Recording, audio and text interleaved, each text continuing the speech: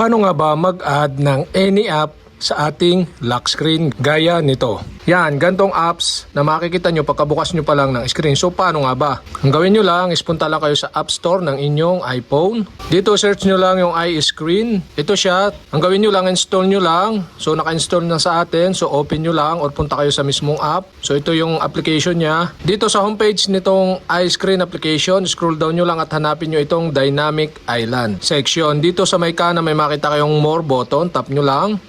At dito sa Dynamic Island, hanapin nyo yung Launcher Island. So ito siya, tap nyo lang yan. At dito sa Launcher, so makikita nyo ito yung mga app na lalabas doon sa inyong lock screen. So pwede nyo siyang dagdagan. Pwede nyo dagdagan sa pamamagitan ng pag-tap ng plus dito, icon number, yan. Pwedeng 6, 7, 8, 9, yan, 10. So ang ating gawin lang nating 5. So, pwede rin natin siyang paltan. Gawin nyo lang, tap nyo lang yung mismong app. So, halimbawa, paltan natin itong isang app na to. Tapos, tap nyo itong app dito. Itong line na app, paltan natin. Sample natin itong Telegram, yan. Tapos, itong camera, tap natin. Paltan natin ng WhatsApp, yan. Tapos, pagka naka-decide na kayo kung anong app yung gusto nyo lumabas doon sa lock screen nyo, tap nyo itong Start Activity button dito sa baba. At yan, success, please go to lock screen. So, tingnan natin kung lumabas ba. So, close muna natin yung mismong cellphone. Dapat pagka-open natin nito is lalabas yung mga app pagka-open lang natin ng